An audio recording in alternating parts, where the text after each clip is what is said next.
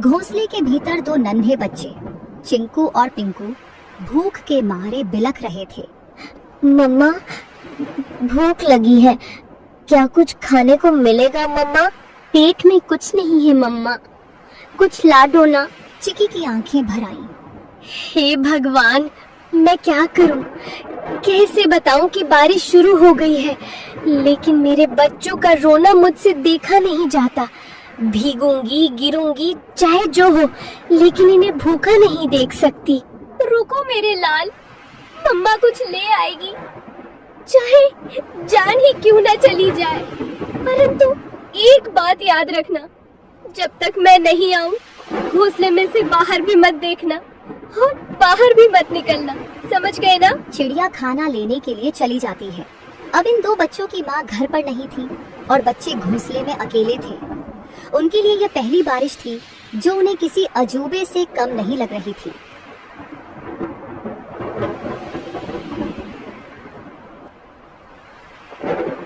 चिंकू बार बार गर्दन बाहर निकालकर देख रहा था। अरे ओ पिंकू, सुन रे, ये क्या चीज ऊपर से टपक टपक गिर रही है?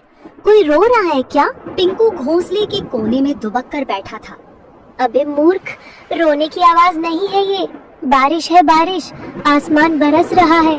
पर ये आवाज कितनी डरावनी है, और पानी, इतना सारा पानी कहाँ से आता है रे? मत देख बाहर, मम्मा ने कहा था बिजली चमकी तो घोंसले समेत भस्म हो जाओगे। चिंकू सहम गया। हवा के साथ पानी की बौछारें घोंसले तक पहुंचने लगी थी। दोनों भीगने लगे। मम्मा कब आएगी पिंकू? भूख लग रही है यार, और डर भी। पिंकू कुछ नहीं बोला, उसकी आंखों में चिंता थी। मम्मा ने कहा था कि अगर मैं देर से लौटूं तो घबराना मत, चुपचाप बैठे रहना, डर से बड़ा कोई शिकारी नहीं होता। चिकी चिड़िया को जंगल में कुछ गेहूं मिले। उसने वो गेहूं को अपनी पतली टांगों से पकड़ा और तेज बारिश में फिर से बच्चों के पास लौटने की ठान ली। बारिश और हवा में अपना जोर दिखाना शुरू कर दिया था। उसे ना चाहते हुए भी एक पेड़ की डाल पर बैठना पड़ा। हे राम, बच्चे अकेले हैं, घोंसला खुला है और ये बारिश बढ़ती ही जा रही है। यदि बारिश थोड़ी सी भी कम हो तो मैं सीधी दौड़ती हुई उड़कर अपने बच्चों के पास पहुंच जाऊंगी। तभी बगल की डाली पर टोनी तोता फुर्र से आकर बैठा। अरे टुनी बहन, तू यहाँ क्या कर रही है इस तूफानी बारिश में? तुम्हें होश भी है कि बच्चे अकेले हैं? टोनी भाई, क्या करूं, उड़ नहीं पा रही, पंख गीले हो गए हैं। बहन, कल की बात बताऊं, मैं कबूतर बहन के घोंसले के पास से जा रहा था। क्या हुआ वहाँ? बहन, एक सांप आया था, बहुत लंबा और काला, चुपचाप डालियों के पीछे पीछे सरकता हुआ सीधा घोंसले तक पहुंच गया। फिर किसी ने देखा नहीं? मैंने देखा, मैं ऊपर ही उड़ रहा था। जब देखा कि सांप कबूतर के बच्चों के ऊपर झपटा, मैं चीखा जोर से, सांप सांप! सब पक्षी इकट्ठा हो गए, लेकिन तब तक बहुत देर हो चुकी थी। वो दो बच्चों को निगल गया बहन। चिकी सन्न रह गई। टोनी का चेहरा भावुक हो उठा। और जब कबूतर बहन आई ना, वो तो जैसे पगला गई थी। अपने घोंसले के पास आई तो देखा कि एक बच्चा खून से लथपथ पड़ा है और दो तो दिख ही नहीं रहे थे। वो बार बार पुकार रही थी, मेरे बच्चे, मेरे लाल, कहाँ चले गए तुम? उसके आंसू रुक ही नहीं रहे थे। अपने बचे हुए एक बच्चे को उसने पंखों में दबा लिया और फिर चुपचाप बैठ गई, जैसे दुनिया ही खत्म हो गई हो उसकी। मैं बता नहीं सकता कितना दर्द था उस माँ की आंखों में। टुनी की आंखें भर आईं। टोनी बोला, तू समझ रही है ना बहन, ये बारिश सिर्फ पानी नहीं लाती, भूख से तड़पते शिकारी भी लाती है। जल्दी निकल, पेड़ों की आड़ लेकर जा, मत रुक अब। चिकी चिड़िया उड़ती है और अपने घर की ओर जाती है। बारिश चल रही थी, लेकिन अंधेरा गहरा था और ठंडी हवा अब भी तीर की तरह चल रही थी। बस कुछ ही दूर और, चिंकू पिंकू मेरा इंतजार कर रहे होंगे। तभी सामने से दो काली परछाई आई। ओए चिड़िया रानी, कहाँ चली बारिश में? चिकी चौंक गई। सामने दो शिकारी पक्षी रास्ता रोककर खड़े थे। आज तो किस्मत चमकी है, बारिश में भी नसीब ने हमें गरम गरम चिड़िया भेजी है। आज हम चिड़िया तुझे खा जाएंगे। अब चिकी चिड़िया के सामने यह नई मुसीबत आई थी। चिड़िया ने सोचा, इस बार मैं नहीं बच सकती, क्योंकि आज दोनों दरिंदे बदमाश इकट्ठा होकर आए हैं। मुझे आज बल से नहीं परंतु दिमाग से काम लेना होगा। उसके दिमाग में एक आइडिया आया, जब दुश्मन को हराना हो तो उनमें फूट डालो, जिसे दुश्मन की ताकत आदि हो जाती है। तुम दोनों बहादुर शिकारी हो ना, और मुझे खाना चाहते हो ना, परंतु तुम दोनों में से जो सबसे बड़ा शिकारी और सबसे ज्यादा ताकतवर होगा वही मुझे खाएगा। मैं तो सबसे खतरनाक हूँ, पंखों से पंजे तक मौत हूँ, मौत। तेरी औकात नहीं मेरे सामने, मैं तो उड़ते परिंदे गिराता हूँ। तू मुझसे बड़ा शिकारी नहीं हो सकता। तो भेड़ो ना, दिखाओ असली ताकत। मुझे तो वही खा सकता है जो सबसे ताकतवर है। दोनों शिकारी जल उठे। कौवा उड़कर सुल्तान की ओर झपटा। सुल्तान ने पलटवार किया। सबसे पहले मैं तुझे खाऊंगा, फिर इस चिड़िया को। तू खा नहीं पाएगा कालू। दोनों एक दूसरे को नोचते हुए हवा में झगड़ते हुए नीचे गिर पड़े। दोनों की हालत खराब हो गई और बेहोश हो गए। चिकी इसी मौके का फायदा उठाते हुए चुपचाप वहां से जल्दी उड़ते हुए निकल गई। उसके मन में एक ही बात थी, बच्चों तक पहुंचना है, बस अब देर नहीं। चिंकू और पिंकू कांपते हुए बैठे थे। बारिश अब थम चुकी थी, लेकिन डर अब भी घोंसले में था। तभी हवा में एक जानी पहचानी गंध आई। चिंकू, मेरे पिंकू, मैं लौट आई। मम्मा, हम कब से राह देख रहे थे कि आप कब आएंगी। मेरे लाल, तुम दोनों ठीक हो ना? डर तो नहीं लगा? बहुत डर लगा मम्मा, बिजली भी चमक रही थी। चिंकू बार बार बाहर देख रहा था, मैं तो कह रहा था ना जल जाएगा। बेटा, कभी कभी डर जरूरी होता है, लेकिन बहादुरी ये है कि डर के बाद भी टिके रहो। तुम दोनों ने बहादुरी दिखाई। पंखों में छुपाए हुए गेहूं को निकालकर मजेदार खाना बनाया और बच्चों को दिया। बच्चों ने भूख के कारण खाना खा लिया। अगली सुबह बारिश तो रुक चुकी थी, लेकिन घोंसले में सन्नाटा था। सूरज की हल्की रोशनी घोंसले में पड़ी तो चिकी ने देखा, चिंकू एक कोने में पड़ा कांप रहा था। उसकी आंखें आधी खुली थी और शरीर तप रहा था। चिंकू, ओ बेटा, क्या हुआ तुम्हें? मम्मा, बहुत गर्मी लग रही है, पूरा बदन जल रहा है। हे भगवान, बुखार इतनी तेज, अब मैं क्या करूं? मम्मा, चिंकू को क्या हो गया? ये तो बोल भी नहीं पा रहा है ठीक से। चिकी ने खुद को संभालने की कोशिश की, लेकिन उसकी आंखों में आंसू भर आए। तू ठीक हो जाएगा बेटा, मम्मा यही है, कुछ करेगी, कुछ जरूर करेगी। उसने चिंकू को अपने पंखों में लपेट लिया।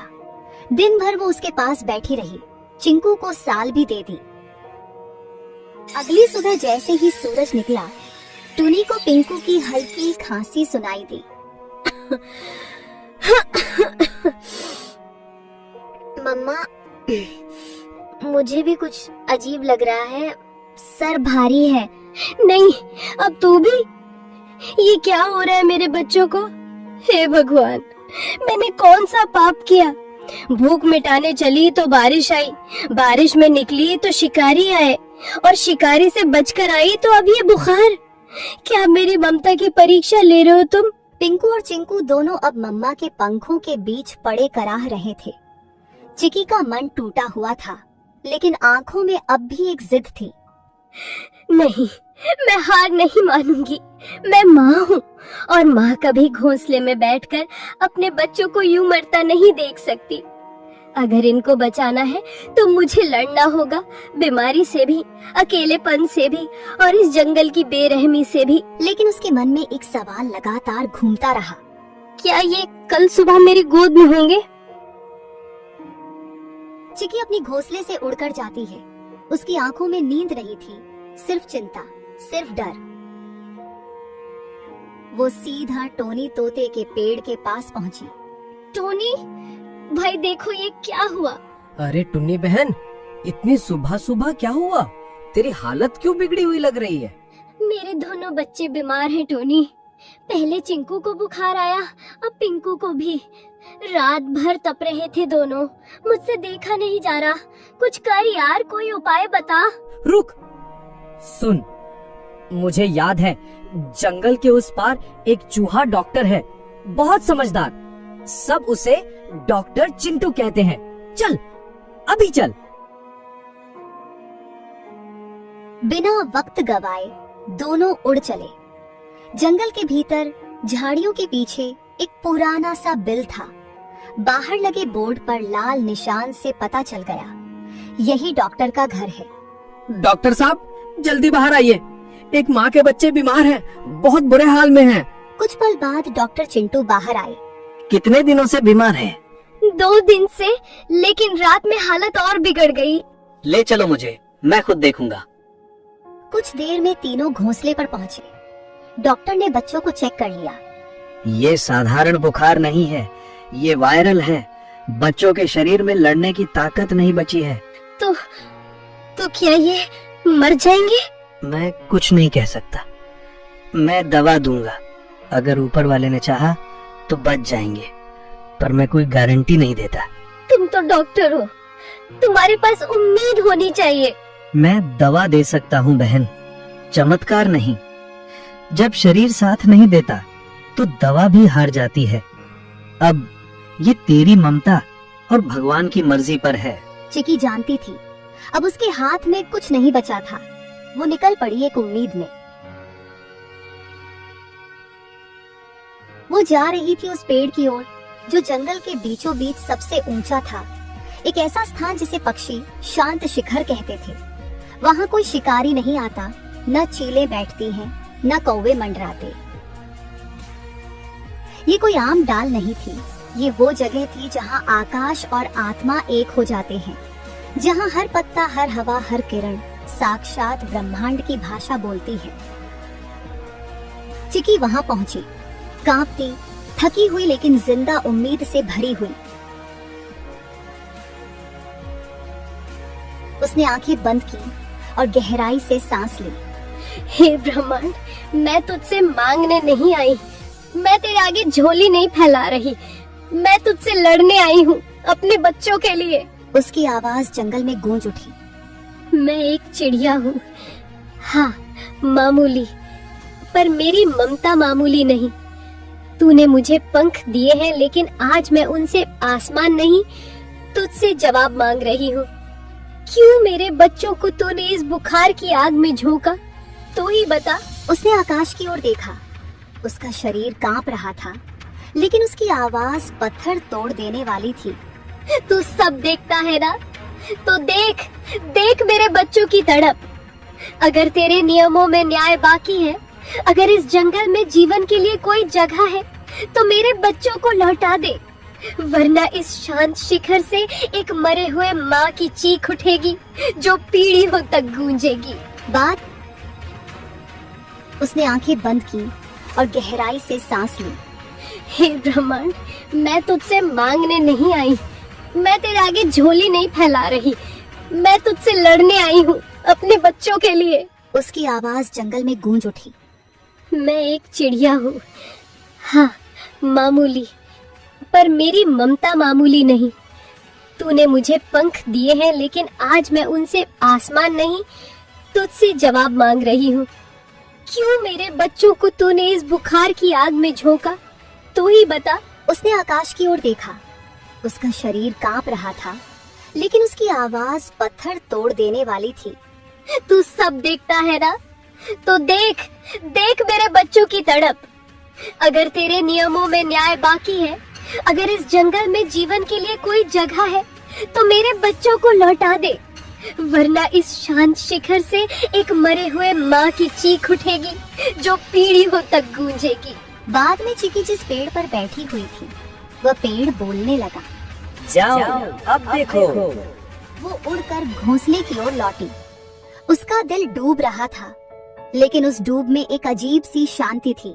जैसे प्रकृति ने जवाब दे दिया हो। जैसे ही उसने घोंसले में कदम रखा, वैसे चिंकू बोला, मम्मा पानी देना, मेरे होठ सूख गए हैं। चिकी खुश हो गई। अब उसके बच्चे बीमार नहीं थे। मेरे लाल, तुमने जवाब दे दिया, तुमने मेरी पुकार सुन ली। धन्यवाद है इस ब्रह्मांड का कि ऊपर वाले मैं तुझे धन्यवाद देती हूँ जो तूने मेरे बच्चों को मुझे लौटा दिया। अगली सुबह दोनों बच्चे घोंसले के किनारे खड़े थे। आंखें चमक रही थी, चोंच में ताकत लौट आई थी। चिंकू बोला, अब हम उड़ना सीखेंगे मम्मा। तुम दोनों बारिश से बचे, वायरल इन्फेक्शन वाले बुखार से बचे। अब तुम किसी से नहीं डरोगे।